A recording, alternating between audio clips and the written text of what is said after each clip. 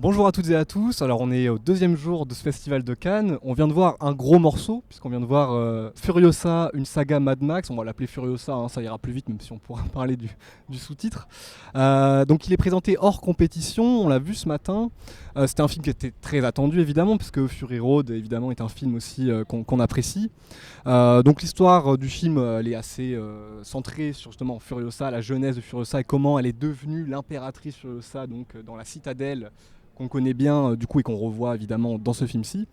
Josué, quel est un peu ton sentiment sur cette donc, préquel de Mad Max Fury Road?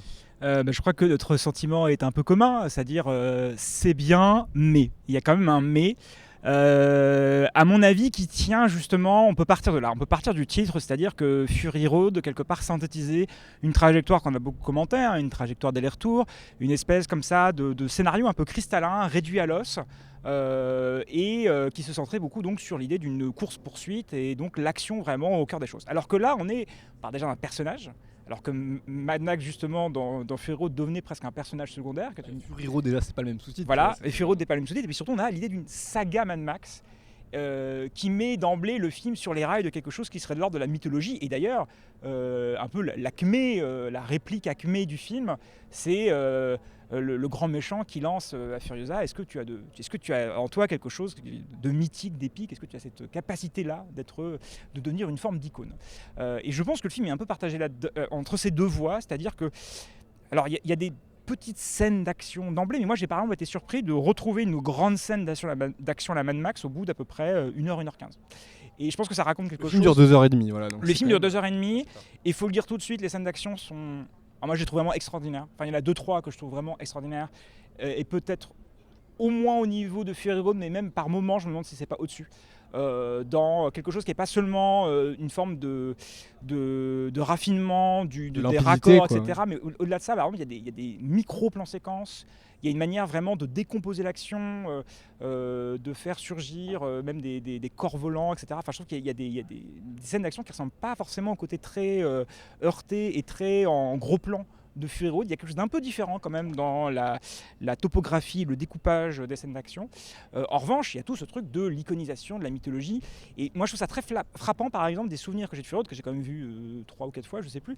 Il y avait quelque chose que j'aimais bien aussi, c'était qu'au milieu de l'action, il y avait tout d'un coup une mythologie qui apparaissait, c'est-à-dire qu'on avait les Warboys, on avait le moulin à balles, qui était un truc... Witness Me. Voilà, qu'on voyait au loin. Et donc, il y avait tout d'un coup quelque chose presque de cartoonesque qui surgissait à l'intérieur d'un mouvement et qui ajoutait une espèce de couleur très étrange. Je pense, l'exemple canonique de ça, c'est Lulu Berlu qui joue de la guitare, qui crache du feu. C'est-à-dire qu'on se demande, mais qu'est-ce que ça vient faire là? Je me souviens aussi, avant la toute dernière grande scène d'action, on voyait Immortan Joe en train de faire des espèces de bogorim en faisant une espèce de position de yogi. Enfin, c'était une scène très étonnante, presque un peu bizarre, où tous les personnages étaient en train d'entonner un espèce de chant presque tibétain. Enfin, il y avait des choses comme ça qui étaient... Et en attendant le retour donc, du convoi. Et ça surgissait comme ça, et ça donnait une espèce de couleur presque de cartoon à un film d'action par ailleurs qui était beaucoup dans la tôle et quelque chose de très brutal. Et là, quelque part, c'est l'inverse, c'est-à-dire qu'on va déplier l'action, on va dépouiller les traumas de Furiosa, on va voir un peu plus comment s'organise le monde de la citadelle, cette triangulation entre le pétrole, les balles, la nourriture, les rapports entre chefs de guerre, etc. Avec quand même un ajout qui est, à mon avis, un peu un des points forts du film, qui est cette espèce de méchant joué par Chris Hemsworth, que je trouve très bien. Moi vraiment, je sais que c'était un peu une interrogation. Dementus, et qui en fait apparaît comme une espèce de figure démoniaque extrêmement brillante et charismatique, et qui se révèle être un méchant plus rutilant qu'une fausse légende, une fausse icône, qui est d'ailleurs un peu burlesque, qui ajoute quelque chose d'un peu maladroit. Le comique du film vient beaucoup de lui. Hein, oui, d'ailleurs c'est presque bizarre, c'est un peu comme Genghis Khan ou la dynastie mongole, c'est-à-dire que c'est vraiment un scavenger, c'est vraiment quelqu'un dans la conquête, mais dès que par exemple il a conquis, qu'il doit administrer un espace, ça s'étiole, il devient grisonnant, c'est un mauvais chef de guerre. Non, ça c'est intéressant, il y a des idées comme ça, un peu de... C'est un bon méchant décevant, quoi. Je trouve que là, Miller dévie un peu des attentes. Mais voilà, donc pour résumer à mon avis, l'intérêt, mais aussi la limite du film, c'est-à-dire qu'il est un peu écartelé entre d'un côté la mythologie, et je pense que la question de l'iconisation de la mythologie, moi c'est pas quelque chose qui m'intéresse forcément totalement dans le cinéma d'action de ce calibre-là, qui est celui de Miller, etc., mais qui fait toujours un peu partie du programme. Et puis une pure logique d'action, et il faut le dire, il y a 3-4 séquences qui sont quand même assez fabuleuses et qui se hissent tout à fait au niveau de Fury Road. Oui, et c'est exactement un petit peu, on va dire, c'est la partie qu'on attendait le plus. Ça va être justement le découpage de l'action, Ouais. le dépliement d'un geste, d'un mouvement. Et ça, il faut dire, le film ne déçoit pas là-dessus. Voilà. Ça c'est clair. Il déçoit en termes de, on va dire plutôt de répartition, on va dire des énergies dans le film. Je prends un exemple tout simple, c'est-à-dire que le film est quand même un certain temps avant de démarrer le moteur, quoi, on va Oui. dire. Il y a donc une longue introduction. Le film est découpé en chapitres, ça c'est assez étonnant aussi. Ça C'est plus on morcelé, rentre ouais. complètement dans cette idée de mythologie puisqu'on a des chapitres avec des titres plus ou moins explicites et donc en fait il y a bien une 30-40 minutes au début de mise en place, on va dire, avec quelques scènes d'action déjà assez réussies, mais c'est des petits morceaux. Oui, mais qui Et sont donc, très bien aussi. Ouais. Ouais. Et le film met quand même un certain temps à démarrer, là où Fury Road pour le coup n'attendait pas il n'y avait pas grand chose à mettre en place, on va dire. C'était tout de suite le convoi qui s'est lancé vers son objectif et puis après qui déviait très rapidement de sa route. Et je pense que ça peut être intéressant d'évoquer 3000 ans à t'attendre, donc qui est le film que George Miller a réalisé entre Fury Road et Furiosa, et donc dont on a fait d'ailleurs une vidéo à Cannes il y a 2 ans, Et qu'on a beaucoup défendu. et qu'on a beaucoup défendu et qu'on aimait beaucoup, qui était un film qui exemplairement était sur la mythologie, en tout cas sur la place, en tout cas des mythes et le rapport surtout entre mythes, réalité, entre passé, présent, et donc et d'ailleurs l'idée du film c'était plutôt comment les deux s'entrelaçaient. Voilà. Oui, c'est marrant parce qu'il y avait aussi un autre point commun, c'était la fragmentation. C'est-à-dire que c'était aussi un film chapitré et c'était aussi un film de micro-récits avec des sauts dans le temps, des ellipses. Donc en fin de compte, il y aurait Avec presque 3 contes. on pourrait dire différents. que Furiosa est un peu la synthèse des deux, sauf que je pense que ce qui était vraiment intéressant dans 3000 ans à t'attendre, c'était que le lieu du récit, qui était la chambre, qui était vraiment presque le catalyseur vraiment de toute l'idée, de la fable, etc., ouvrait sur des formes, sur une cosmogonie numérique.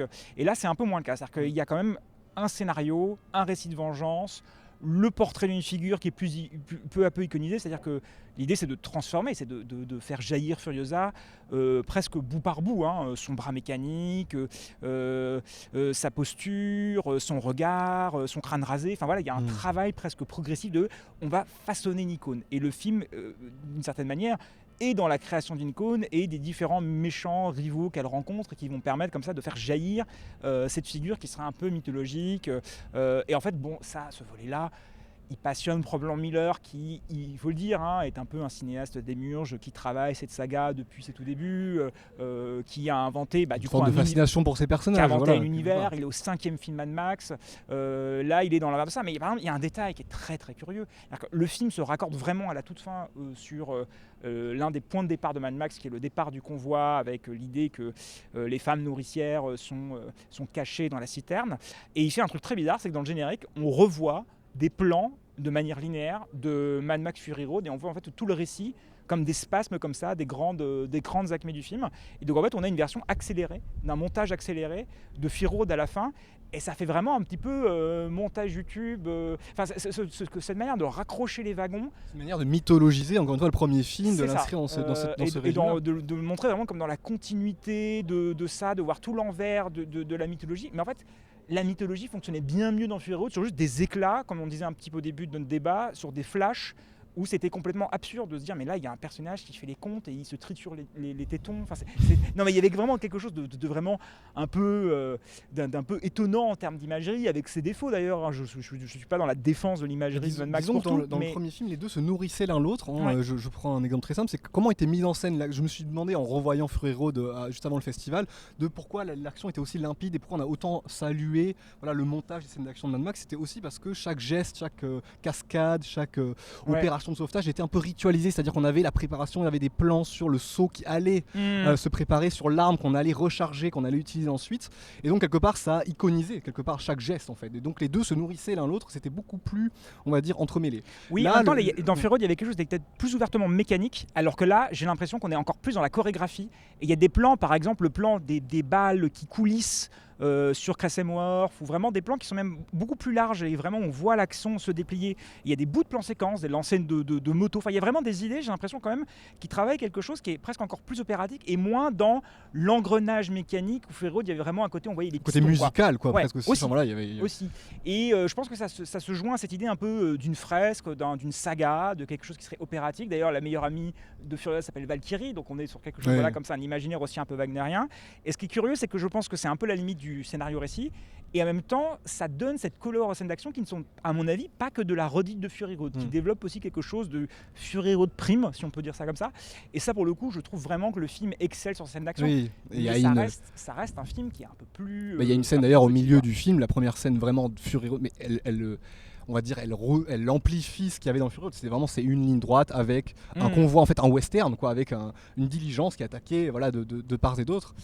C'est vraiment ça, c'est vraiment la diligence attaquée par les Indiens. On est dans une autre mythologie qui est un peu plus cinématographique, mais ça me fait penser, quand tu me dis les Valkyries, ça me fait penser à une réplique à la fin du film d'ailleurs, quand donc les personnages de la citadelle voient Furiosa s'élancer pour assouvir sa vengeance, et on dit c'est le 5e cavalier de l'Apocalypse. Oui, c'est l'ange des ténèbres, etc. Voilà. Donc en fait il y a quelque chose comme ça qui pourrait être intéressant si c'était pris en charge, en tout cas plastiquement. Enfin voilà, je trouve les deux pôles, on va dire, du film un peu trop séparés. Et un exemple très simple, l'action est découpée en 3 lieux. Hein.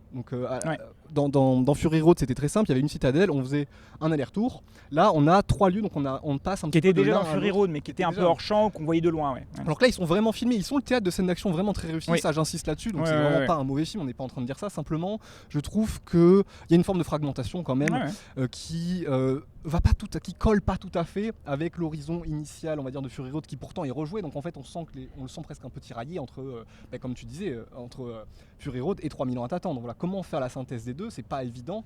Parce qu'il est tributaire d'un récit, là où Fury Road, quelque part, rebootait une mythologie qui était la mythologie Mad Max. Parce que la page blanche, presque. Mais c'est l'idée du fond vert comme la page blanche qui va permettre de tirer la meilleure version possible d'une histoire qu'on avait déjà racontée. Alors que là, il est dans la continuation ou dans l'antériorité de retracer. C'est deux paradoxes en plus, parce qu'on est avant la page blanche, mais du coup la page blanche est déjà remplie. La page blanche est déjà remplie. C'est exactement ça. D'ailleurs, il y a une scène assez. On peut terminer là-dessus, c'est un détail, mais c'est pas inintéressant.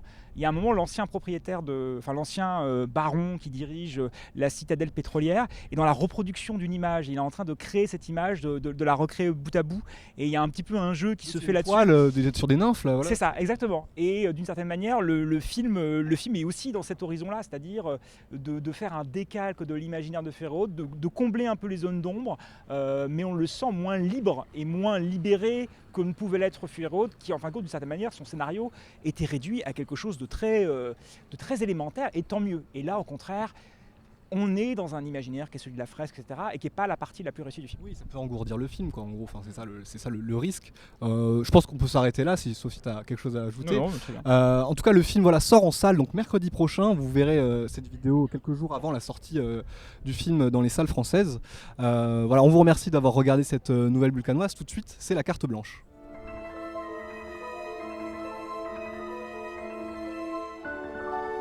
Alors pour cette deuxième carte blanche, je voulais vous parler du film qui a été présenté en ouverture d'un certain regard hier, donc un film de Runar Runarsson qui s'appelle When the Light Breaks. Donc je ne ferai pas l'affront de prononcer le titre en version originale islandaise, puisque donc c'est un film islandais, un film de deuil. En fait, on va suivre 2 personnages féminins qui sont toutes les deux endeuillés par la disparition un peu tragique d'un garçon, donc dont l'une était la copine et l'autre était l'amante. Et donc forcément l'amante va pas pouvoir faire son deuil au même titre que la copine officielle entre guillemets.